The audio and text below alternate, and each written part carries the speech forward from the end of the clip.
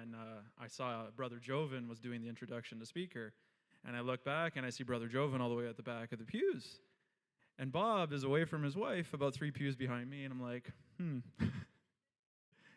thank you, Bob. It was a fantastic introduction. I really appreciate that. Good afternoon, everyone. What an exciting day. So first and foremost, I think we need to once again extend a very special congratulations to our graduates today. Please give them a hand.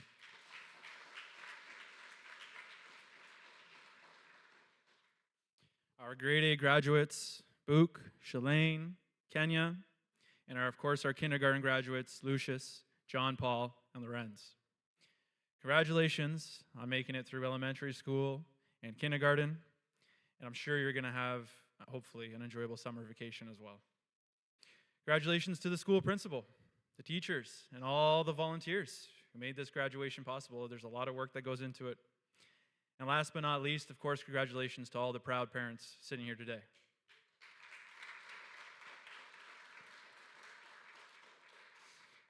I was going to introduce myself, but I think Bob already took care of that. But he was right that many years ago, I was sitting in these same pews graduating. I had to actually look up the date, and it was back in 2004, 19 years ago, is when I graduated from grade 8. My wife, Allie-Ann, also graduated from WAES. And both my boys, Ethan and Logan, who are now 7 and 5, will be going into grade 3 and kindergarten in Nova Scotia. And I know they're watching here online, so I did want to say hi, boys. I love you. When Joven reached out about 2 months ago to let me know about the possibility, he actually reached out to my wife. I was a bit surprised, to be honest, because, well, we're all the way in Nova Scotia, not close to Windsor anymore. It's a 22-hour drive away. It's about a 3-hour plane ride.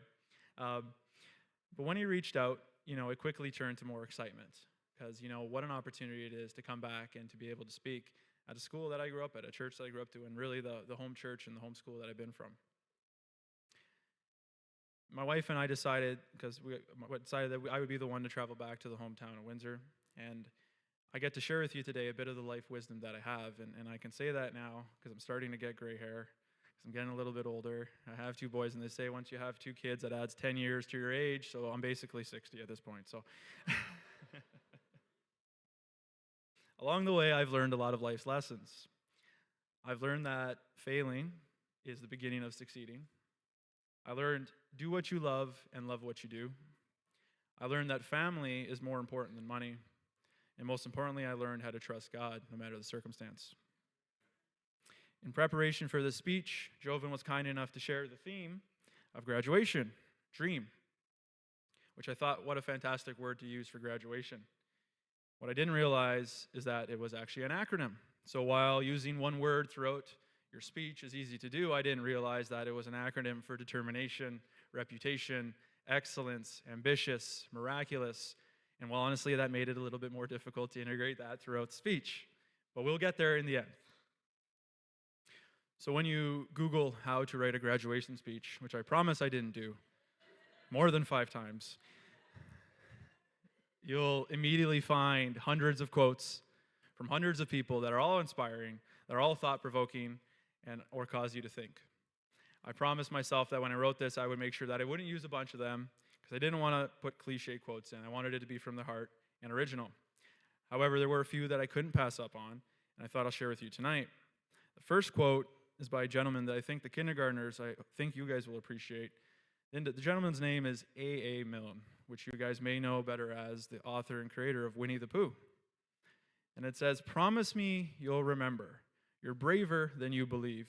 You're stronger than you seem, and you're smarter than you think." Too often, even when we're young, we sell ourselves short because of insecurities or doubts about what we can actually do. Saying I'm too young, I'm too small, I'm too powerless, these are all excuses that we create so that we can operate in our safe zone, or what's better known as your comfort zone. Each and every one of us, myself included, has a comfort zone. And we probably go into it over hundreds of times during the day and you don't even realize it. It happens so much, It starts when you get out of bed in the morning and you put on the clothes that you put on because you put on clothes that you like and you know that look good, so you put them on. That's operating within your comfort zone. When you go to school, you talk to the same group of friends. At lunch, you probably sit with the same people at lunch. And even though you don't know it, these are all things that you're doing within your safe zone or your comfort zone. And it isn't a bad thing. It's part of life. You want to do things where you feel comfortable. But let's dive a little bit deeper what your comfort zone is. So I want you to imagine an imaginary circle, okay? And I want you to imagine that you have your imaginary pencil and you start writing words in the middle of that circle. And you write them in bright red letters. And the words that you write in the middle of that circle are surviving, being like everyone else, procrastination, settling for less, and regret. And then you take your pencil again, and now you start writing words on the outside of that circle. And you write them in bright white letters, because I guess it's a black backdrop. And you write the words excitement. You write act in spite of fear, choosing happiness, embracing the unknown, and going for your dreams. So now you have a circle, and you have words written both in the inside of the circle and the outside of the circle. The red letter words are in the inside, and the white letter words are on the outside. You're probably thinking, well, what does this mean? Well, here's where it might start to make sense. That circle represents your comfort zone. And the red letter words you wrote in those circles are the actions and tendencies and thoughts that you have when you operate within your comfort zone.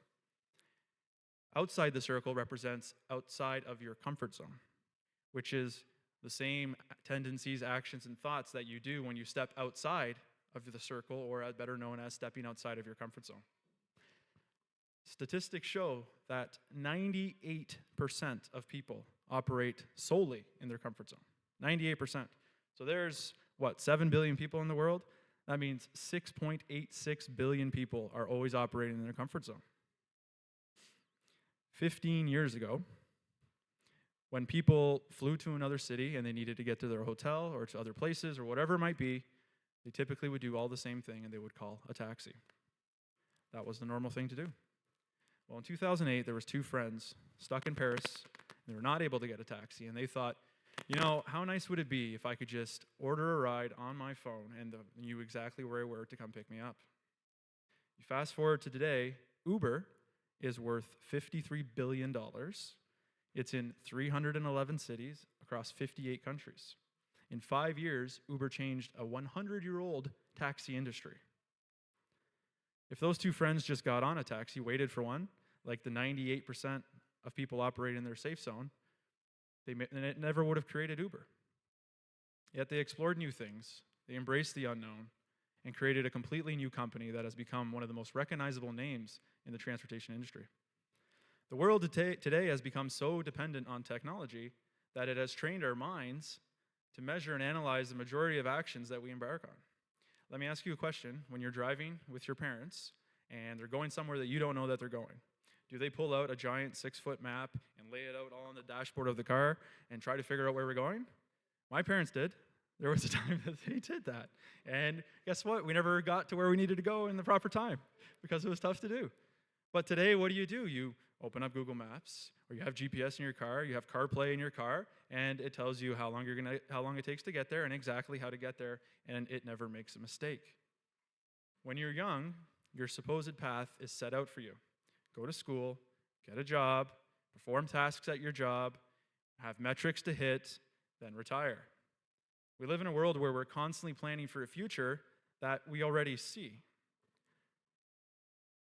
It's the future that we can't see that doesn't help us, because the world is changing at a warp speed.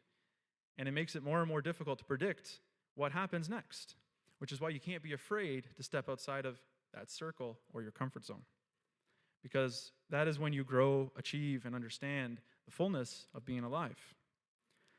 Back home in Nova Scotia, as Bob said, I work at a university, Cape Breton University, and I am the HR manager there, which really is a fancy title for someone that essentially manages other people's problems in the workplace. In fact, I read a funny definition a while back that says, human resources is someone who solves problems you didn't know existed in ways you can't understand. And that described it to a T. At the university, I work with people that are a lot smarter than me.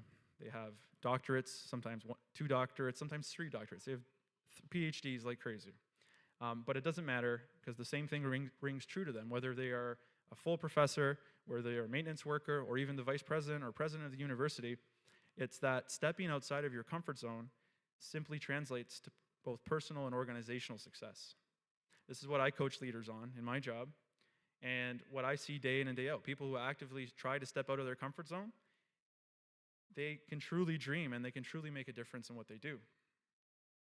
And that's all exciting stuff, right? Hopefully I didn't put you to sleep. But because there's a caveat in all that I just said that is missing. So the caveat that's missing in all that is Jesus. So what does the Bible say about living outside of your comfort zone? Has God ever asked you to do something and your response was, who, me? The better question is, why not you? With God, you are unstoppable. In fact, Matthew 19:26 says, Jesus looked at them and said, with man, this is impossible. With God, all things are possible. Maybe you doubt yourself. Maybe you doubt your ability to succeed. In Jeremiah 29:11, it says, for I know the plans I have for you, declares the Lord. Plans to prosper you and not to harm you, plans to give you hope and a future. There's a life goal that is more important than anything I've spoken about so far, and that's Jesus. You may wonder why you're sitting here today as part of WAES graduates. You may wonder why you're not at a public school or even a Catholic school. You may wonder why your parents chose to send you here to WAES, which admittedly is a small school and probably smaller than any other school in Windsor. You may not yet understand the importance of graduating from an Adventist or Christian school. And you may not understand today why your parents decided to pay money instead of sending you to a free public school. You may not yet understand why being exposed to daily prayer, the daily teaching of Jesus in Bible class, irregardless of whether you even listen or even accept it right now or in 3, 5, 10, 15, 20 years, it still makes a difference. Graduates, students, when you ask, what does Christian education do for you? Well, it does something I truly believe. It builds a base inside of you. It builds a foundation in Jesus. And what does that mean? Well, it means that you've all heard the parable about the foolish man who built his house in the sand, right? And about the wise man that built a house in the rock. What happened to the foolish man that built his house in the sand? What happened to his house? Exactly. Splat. It fell apart. So right now in Christian school, you're building that base of your house. You're starting to lay the foundation for a house that's being built in rock. So as a parent myself, to me, there's nothing more invaluable than investing in my child's foundation in Jesus at an early age. What could be more important than that? I know this may not seem like a big deal when you're 13, 14 years old, or maybe even 6 years old, but there's going to come a point in your life where it will begin to matter, and that foundation that you're building here today is going to get tested with hurricane-strong winds. And you may make the wrong choice. You may stray away from God. You may do things that your parents may not be proud of. But irregardless, that foundation will still be standing.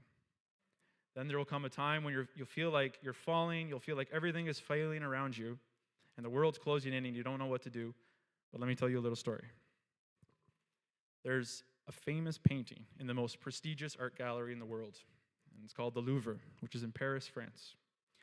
And inside that art gallery, there are many priceless artifacts and paintings. However, there's one particular painting, and this painting is called Checkmate. Now, this painting is interesting because what the painting shows is it shows two figures playing a game of chess. On one side, you have the devil. And on the other side, you have a man, and who clearly looks like he's losing. He has his head in his hands, and the devil is grinning mischievously. And from the first glance, it looks like the devil is winning, and the man was certainly distraught. And it so happened that on a particular day, the Louvre was closed for the day because they were inviting very, very special guests to come to a private viewing of the art gallery. And who they were inviting were world champions of every type of sport in the world. They were coming to tour the art gallery together in a private event. And one of these world champions was a world champion chess player, the best player in the world.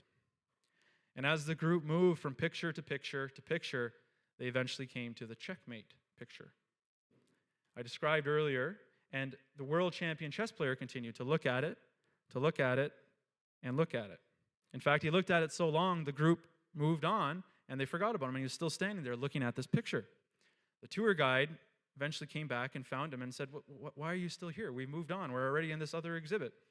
And he looked at the tour guide and said, what's the meaning of this picture?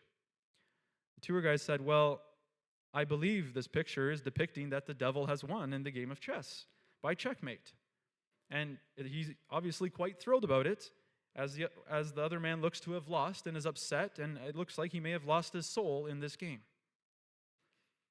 Well, said the world champion chess player, I think you need to change the painting or the name. Why would we do that? Said the tour guide. Well, I'm a world champion chess player. And as a world champion chess player, I can usually see things different than most people. The reason why I said that this painting or the name needs to be changed is because in this particular game of chess being depicted, it is not checkmate, because the devil has not yet won, because the king has one more move. What an amazing thing to know, that the most all-powerful, awesome, eternal God always has one more move. So that means when you get to that point of your life where you feel like you're failing and when everything is falling around you, the king has one more move. That's why having this foundation, which starts in Christian education, built at an early age, is so important. It's more important than anything else. I used to wonder why my parents always stressed Christian education. And now today I see why. And I thank God that my wife and I have the opportunity to make that sacrifice, because us parents can see what's going on in the world. We can see what's going on in the public schools. And frankly, I look at it as an investment, because what's more important than investing in the eternal life of your child? You're investing in the king who always has one more move. So when I said earlier, you may wonder why you're at WAES. You may wonder why you're not at public school or Catholic school.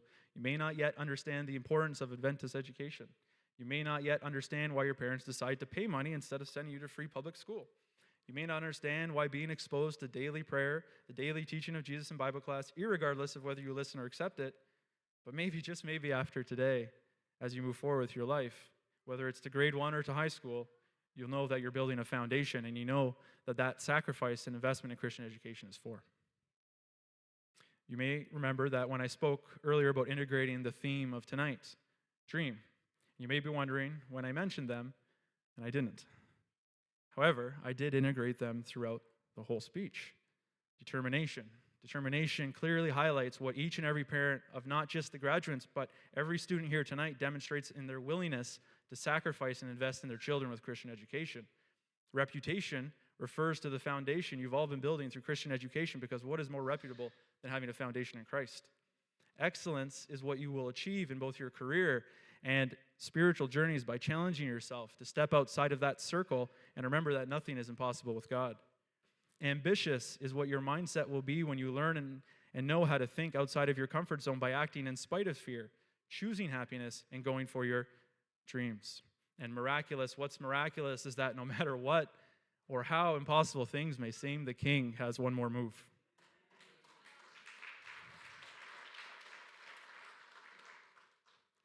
I've said a lot of things here tonight, and I hope you can put to use a lot of what I said, particularly about thinking outside of your comfort zone, particularly how to challenge the norm, how to embrace the unknown, act in spite of fear in everything that you do.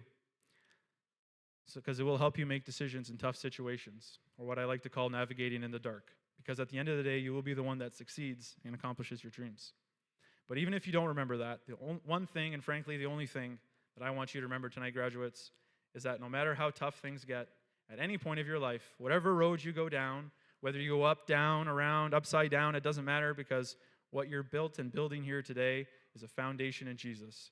And by attending here, what that means, no matter what, the king always has one more move.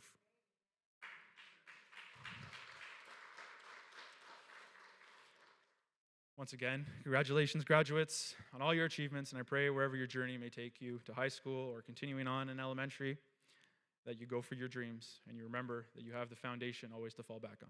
Thank you so much for having me, WAES, and allowing me the time to speak. God bless you all.